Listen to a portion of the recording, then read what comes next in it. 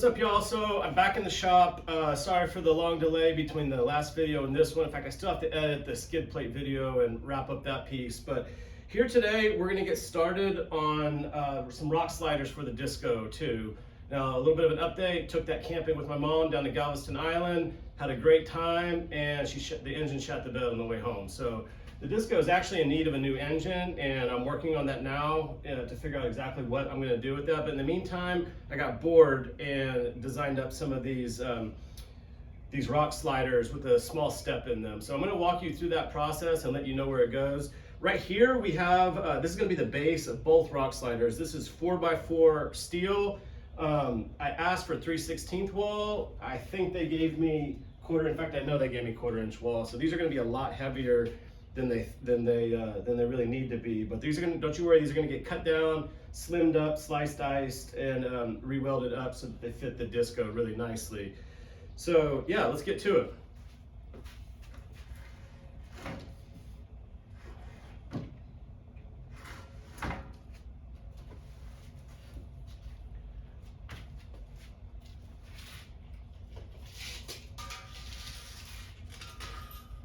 Right, so the first thing I did was I marked it out on all four sides at 65 inches. That's how long it's gonna be. It's gonna slide right under, right between the two wheel openings on the inner sides of them. So it's gonna stretch a little bit beyond what the actual body is.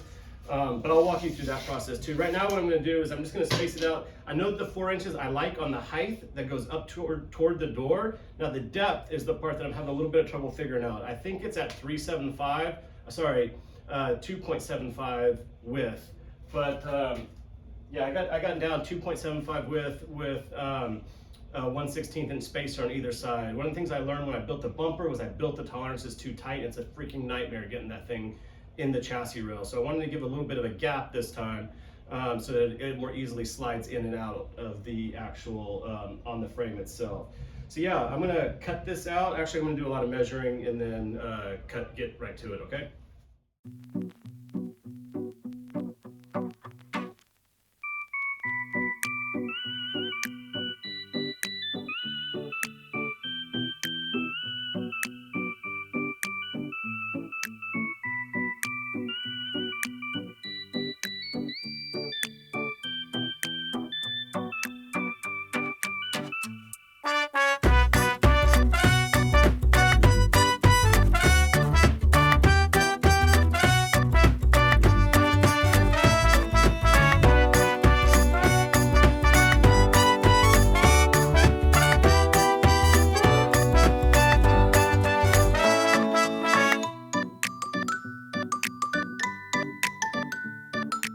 Yeah, that's definitely 1/4 inch, I think. Well, maybe it is 3/16, who knows? I don't know.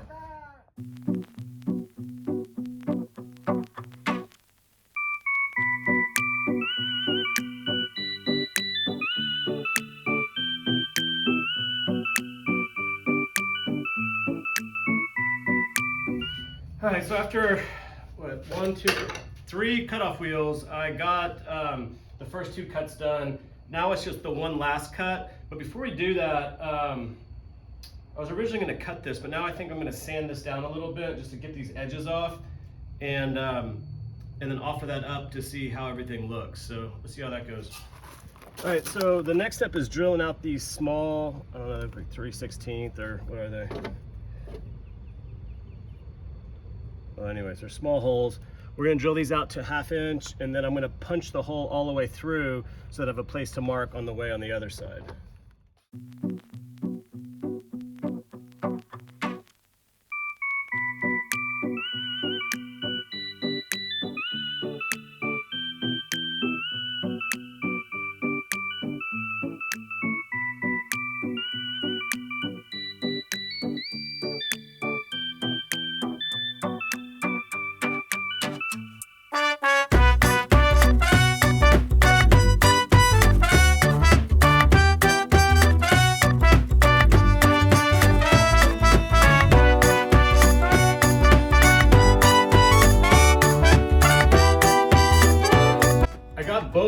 pieces cut. One is just like 1/8 of an inch off, or 3 mils. So I may clamp these together and sand them completely smooth. I just want to try them out first.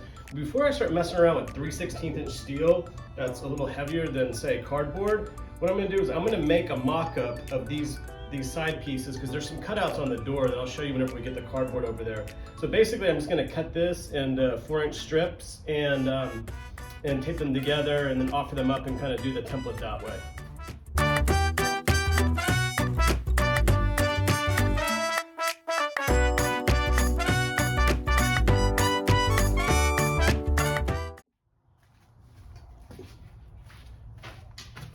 All right, so it's been a few days later. I made this template out of some Costco cardboard to kind of give me an idea of what I wanted to do, and then transferred it onto the steel, because obviously cutting 3/16 inch steel is a bit of a pain compared to cardboard, however thick. I mean, even though this is almost a wood, it's so thick. So yeah, I'm gonna cut all this out and then yeah, hopefully transfer this over here and see how this goes. I anticipate a lot of fiddling, a lot of sanding, and a lot of transferring of holes and stuff. So, all right, let's see how it goes. All right, so here we are. I got this thing clamped in. Everything's looking, you know, fairly sharp here. There's a bit of mistake down here, you can see, and this is actually curving in this direction, so I need to straighten this out a little bit. But some 1x2 is going to go across so that there's a step right across this bottom. So the next bit, I think, is going to be, you can see over, sorry, jumping around on you, this one too. Cut this one a little lower than what it needed to, but again, that 1x2 is going to be here to firm up everything. Right here, if you look, step back, it needs to really follow that line, the first line right here, because I don't want this that tire is awfully close, and I don't want that to compact or to compress upward and hit that. So I'm going to move it back a little bit, just trim that up, and then yeah, I think the first step is to mark out where the holes go, because once I get that, then I can clamp on the back piece and then mark from the opposite direction where those holes go, bolt everything up, mark, and then tack together. All right, so we're back. It's a new day. I took a break from stuff yesterday, and let me tell you, bring you up to speed of what I've done already this morning. So I put 2 net new holes in the actual side panel on the truck itself. The reason for that was there was 3 bolts there, and I couldn't make any of the other stock holes work that I could drill through, that I could get my drill in. There's some supports on the backside and a lot of other things. So yeah, so I put in 2 net new holes. I need to put a new hole on this side too, but as you can see, this isn't a camera trick. This is actually bowed out. So these are obviously when they're folded over and get the interior or get the weld on the outside, there's a lot of inertia that's trapped in there. So I don't even know if that's the correct word for inertia, but there's a lot of movement that happens when you start splitting square tube in half. So what I'm gonna have to do is I'm gonna score this right through here, bend the thing back. I'll probably use another 4x4 post to make sure that everything stays completely flat. Clamp it all down, and then just run a quick weld on the inside here to make sure that everything's straight. Once I do that, then I can transfer over the new hole that needs to go over in here, bolt that up. I measured it out. This is the 1/8. This is just 1/8 inch 4-inch strap steel. That's going to be on the inside, like basically something like this. And yeah, you can see this has got a little bit of bow to it too. And then I'm just going to run a bead down here. So yeah, I don't know if that helps any, but yeah, this is quite a bit of a bow that's right in this area here. So yeah, let me get to that, slice it, and then we'll weld the thing up. So I have the joint sanded down and clamped into place, cut that little edge in. What I'm gonna do is I'm gonna use this tiny 1/16 filler wire. I know it's a little small, but it's what I wanna use. It's virtually, you can see a little bit of sunshine through there. So I did the best I could on making sure it's clamped. In fact, you can kind of see a bubble right there. I'm gonna move that clamp over a little bit. Got my machine set to 199 200 amps. Not using not using pulse on anything like this. I'm just gonna try to crank a lot of heat in, get out, and see how it goes.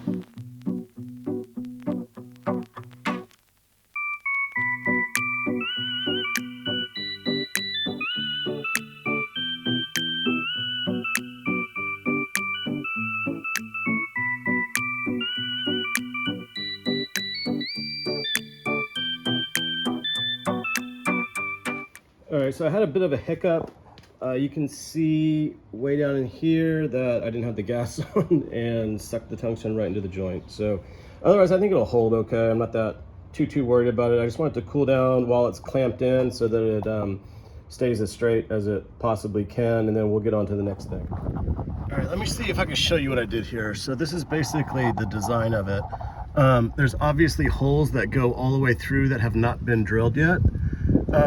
So I'm going to transfer that from the other side. Everything's just kind of clamped into place, and then obviously I'm going to put a couple of tacks on this section here to hold this in place, and then try it back on and make sure that everything fits up all right. I want to do that probably, I'll probably tack it on the inside so that I can bend it. Yeah, so let's get these holes marked out and get them drilled. All right, let's see if I can show you what we have going on here. This is obviously way too rusty. I should have cleaned this up before I went and did what I did. But I put these cross hatches all over everything, all along these edges to show where the markers are, to get everything to line up. Now, what I'm gonna try to do, and I'm not very successful at this, but let's see how it goes. I'm gonna try to come in really hot, hit a couple hot tacks on here so that everything holds itself into position, and then come back and wipe everything down and put some more significant tacks. Try it into position in situ and see if we can get everything to work here. So I put all these cross hatches everywhere to kind of show me where my alignment is, and yeah, I'm just gonna try to weld dirty, honestly, and hope for the best.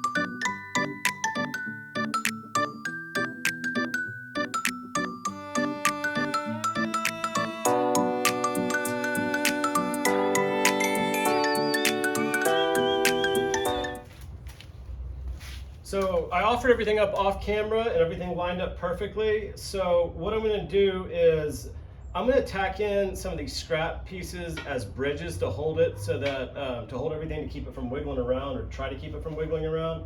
It's just gonna be temporary, and then I'm gonna flip the workpiece over and just lay a massive fat bead going all the way down, probably jumping around quite a bit. I need to turn this up a little bit too. I wasn't getting as much penetration as I was hoping for, so let's see how everything goes. All right, that wasn't as bad as I thought. So I just have a few welds. I'm about halfway done with it. It honestly didn't take anywhere near as long as I thought. But yeah, while this is cooling down on it, because I don't want it to twist up a lot, this part right here needs to be boxed out. And the reason why is it's just kind of hanging out there in limbo. So it's going to have a top piece, a bottom piece. It's basically going to be covering all four sides. So yeah, these are the measurements for the part that hangs down here. Oh, yeah, that hangs down here. And so that'll create this piece. And then once we do that, then we'll come back down and do the bottom piece that connects to it, and then cap it off right here.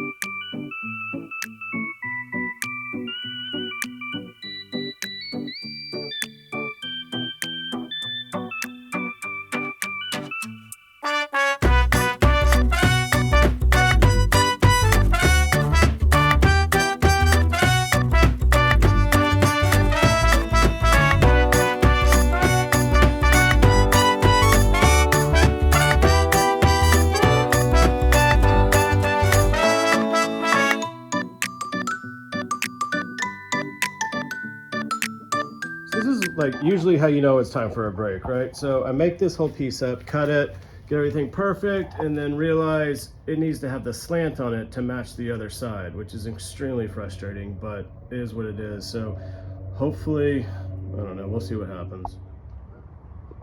So this is where I'm going to call it a day. You can see I've welded the end cap on. The lines aren't like extremely straight, and there were some gaps, a couple gaps here and there. But I'm going to clean this up, and once it cools down a little bit, and then try it on one last time. Yeah, so tomorrow will be the step. New day, back at it. So I finished off this cap piece. Accidentally sucked a bunch of paint in and made some crap welds, so I had to sand them back. Luckily, this process doesn't put a huge, massive bead on it. So I have this whole thing clamped in, into position. Throw a couple tack welds on it, offer it back up, see how it looks, and go from there. Got it all tacked in. Just put a couple, or quite a few, tiny stitches on the inside, and then the bottom side. Added a few more. Once this workpiece cools down a little bit, then I'll fully weld it. I'm not real stoked about that gap right there. That's gonna be fun to weld. But next time you see it, it'll be up there in situ, so that'll be cool to see.